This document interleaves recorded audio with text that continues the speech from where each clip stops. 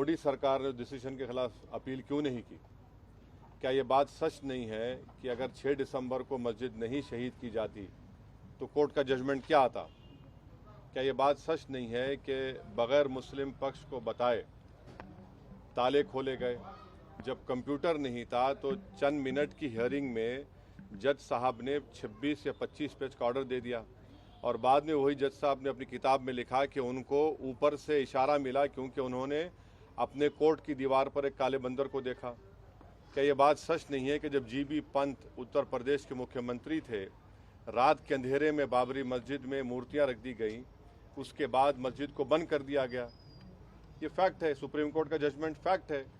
इसीलिए हमने जब सुप्रीम कोर्ट का जजमेंट आया था हमने कहा था कि सुप्रीम कोर्ट का जजमेंट बिलीफ के ऊपर आया है और हमको इस बात का उस वक्त एप्रीहेंशन था, जो अब सच साबित हो रहा है अनफॉर्चुनेटली, कि आप देख रहे हैं कि मुख्तलिफ मसाजिद के ऊपर केसेस डाले जा रहे हैं।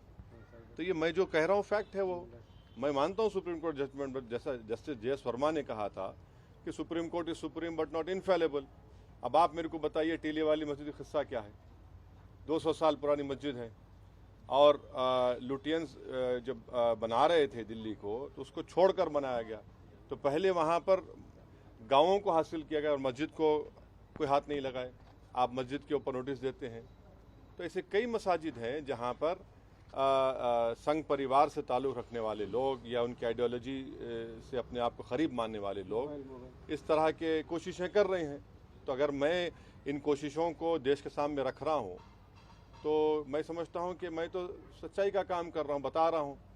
और हम नरेंद्र मोदी सरकार से जानना चाहते हैं कि 1991 का प्लेसेस ऑफ वर्शिप एक्ट जो है उस पर भारत के प्रधानमंत्री और उनकी सरकार का क्या मौक़िफ़ है?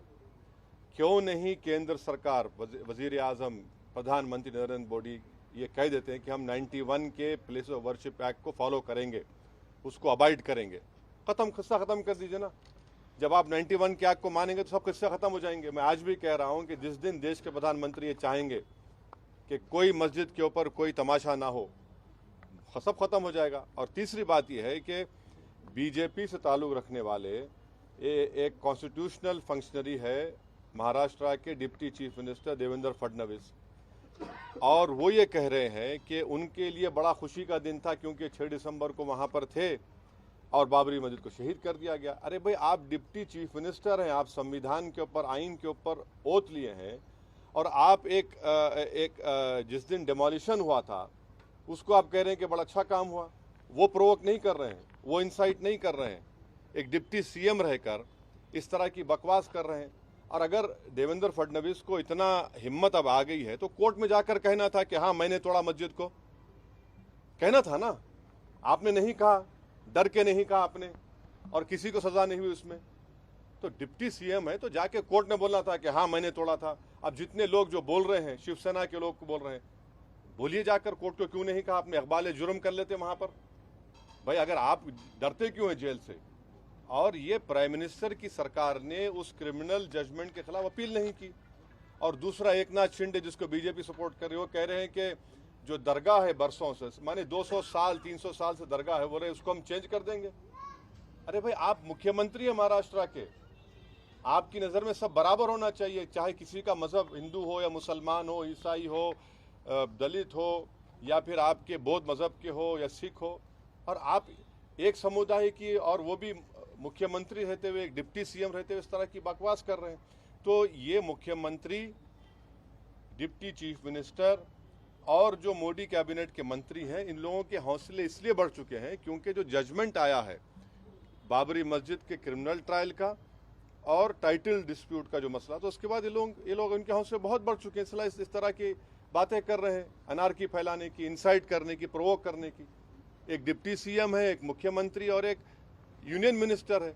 तो ये सब जिम्मेदारी देश के वजीर आजम नरेंद्र मोदी पर आती है कि वो देश को बताएं क्या उनकी सरकार की क्या पॉलिसी है, बताएं हमको। सर, कांग्रेस एमपी अब्दुल खलीक ने उठा सकते हैं।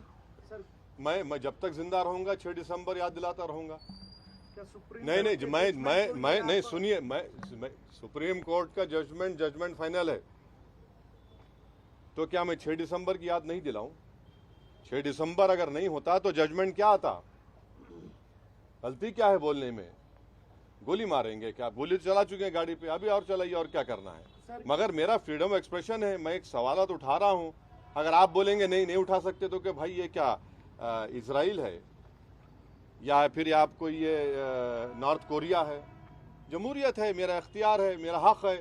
मैं ये सवालात उठा रहा हूं, मैं चाहता हूं कि हुकूमत जवाब दे इन सवालात का। सर, कांग्रेस एमपी अब्दुल खलीक ने योगी सरकार से सवाल किया है सर कि जो अयोध्या में धन्नीपुर मस्जिद का भी से खुद पूछ लीजिए, मैं उस पार्टी का ना उनका कोई तर्जुमान हूं।